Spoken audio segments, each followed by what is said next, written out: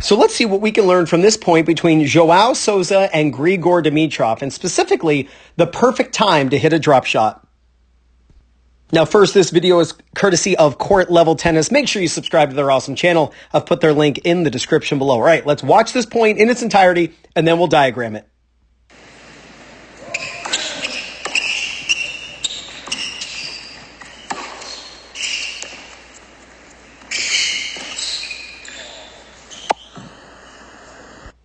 Grigor, we've all been there where he misses that last shot.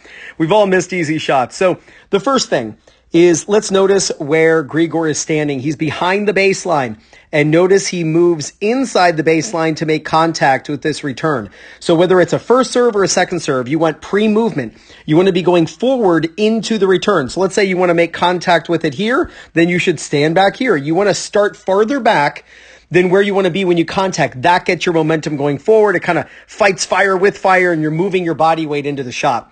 Now, Grigor hits a shot, just to show you here, he hits a slice really short and low to Sousa's backhand. This is a great shot. You see, a lot of players do this to Federer. They'll actually hit the ball really short and low to the opponent's backhand side. Do this to your opponent. Don't feel like you always have to hit deep slice. Sometimes it's actually a good idea to have a short ball that is really low, that actually forces your opponent to have to hit up. And that's what you see with Sousa here. It's actually having to come in with a very low slice backhand. Now, Sousa, professional tennis player, he's not going to have the biggest trouble with this shot. And you'll notice actually the ball that he hits next is absolutely fantastic, super deep, pushing Grigor back. Now, when Grigor is getting moved back by this ball, because he's got to make sure that, he's not playing an out ball. He's not going to hit this ball out of the air. He has to let this ball bounce in case it's out. So now Grigor's movement is going backward.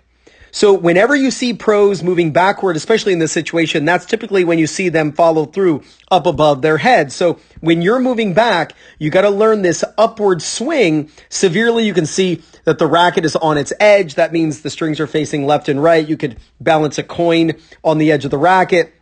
Kind of looks like he's smelling his armpit, but that's the upward movement that you want to have with your racket. That really helps you lift the ball, helps produce spin.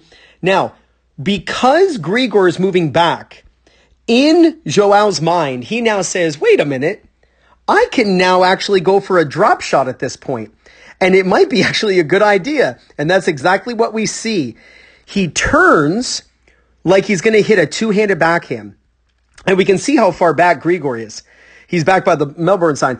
He turns like a two-handed backhand, and then he goes for the slice. Now, it's not the best disguise, to be honest, because when Grigor is way back here, he kind of has an idea, wait a minute, there's a lot of room up here. He might actually go for a drop shot. This is how you anticipate. You start noticing in your brain, you're like, wait a minute, what shot might my opponent hit? And then you actually get to predict and with an educated guess what they're going to go for. And when he goes for this drop shot, he puts way too much air under this. This ball goes way too high, and it's very easy actually for Grigor to run this ball down. Now, watch Grigor. That was funny. Watch Grigor run backward. Watch this.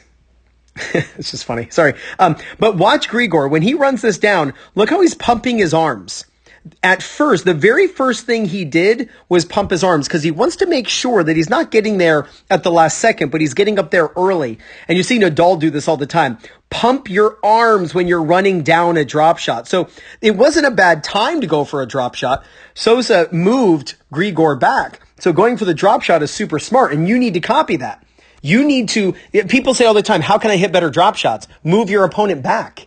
Move them back to the back fence, and then your drop shot doesn't have to be as good, and you can hit your normal drop shot, and it's so much better now because your opponent's starting farther back. But Grigor is running forward with his pumping arms, and then you realize, I've got this easily. Now, look where Sousa is. He is inside the court. He's actually inside the baseline. Watch this. Look how he's behind the baseline, and he moves forward, and that's actually correct. When you hit a drop shot, and your opponent's barely going to get there, it's actually smart for them to just dink it over the net. So when you hit a drop shot, you actually want to move slightly in front of the baseline, except Grigor easily gets to this ball. Now, Even though Grigor misses this shot, and we can see where his ball lands. His ball lands just out. And then you can look at him, he's like, you gotta be kidding me, right?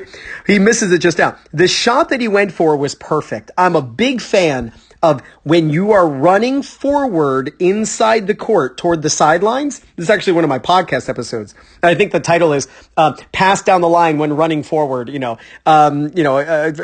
singles. When you're running forward like this, the down the line pass is typically wide open, especially against your, club player opponents, and recreational player opponents. So the down the line was the right shot. He just missed. All right, let's watch this point one more time.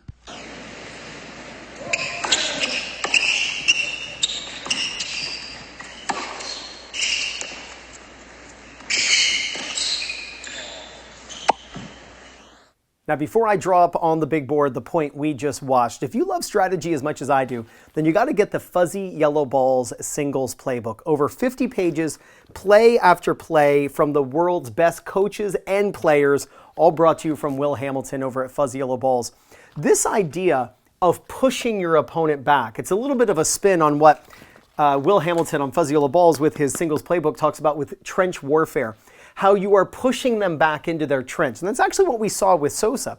We actually saw him push Grigor back.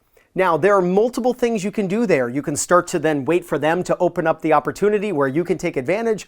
But we also saw Grigor open up the chance for a Sousa drop shot. If you're looking to beat lefties, counterpunchers, aggressive baseliners, serve and volleyers, pushers, then you got to get the Singles Playbook. The link is in the description and in the first comment. Now, if you're looking for people in your local area to play against, practice with, and if you're looking for a coach who's close to you, who can help you improve your game, then use my link for Play Your Court, and it's playyourcourt.com/2minutetennis. And when you use my link to find people in your local area to hit with and a coach who's close to you, then you get 50% off when you join. All right, we have the serve. We got the return. Remember, when you return serve, start farther back and then move forward into the return. And that's what we saw with Grigor. He started slightly behind the baseline, and then he made contact when that ball came right to him. He made contact inside the baseline. Now, the ball came right to his body, and he went for the slice. This is actually a really great shot to hit, especially against pushers.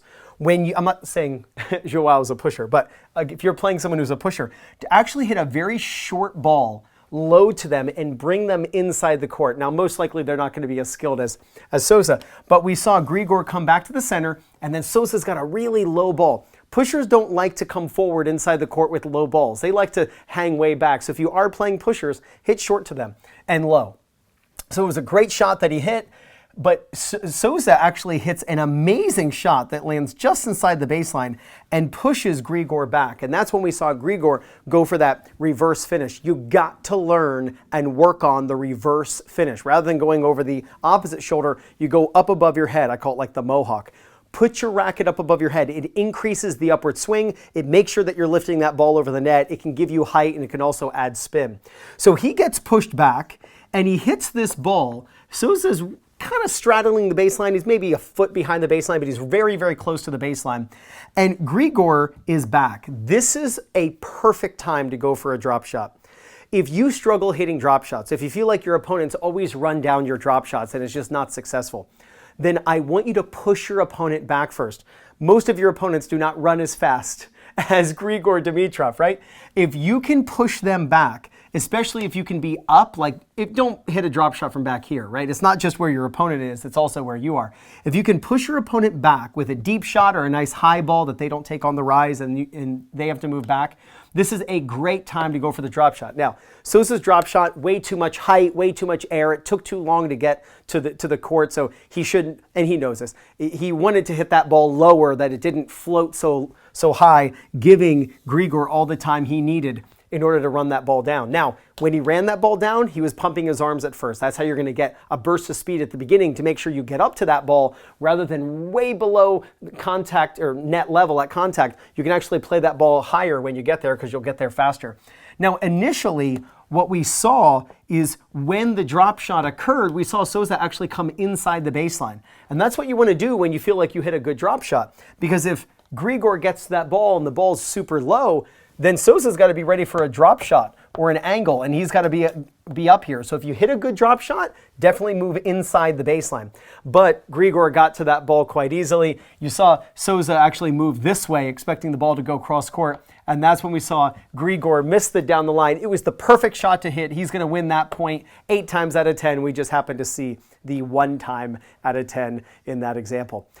Go out and film yourself. You need to film yourself and look at the way you're playing. We spend so much time watching the pros and then playing. How do we know if we aren't making a mistake that is so obvious to others, but we don't see it? And if we can just watch ourselves playing, we would notice it. So go out and film yourself, set up a tripod, put your phone up, and just record yourself playing a match. You're going to see things you didn't realize you were doing, and that's the first step in the road to improving. Work on these techniques, push your opponent back as the perfect time to go for a drop shot, and there's no doubt you're going to gain confidence, win more matches, and play much better tennis.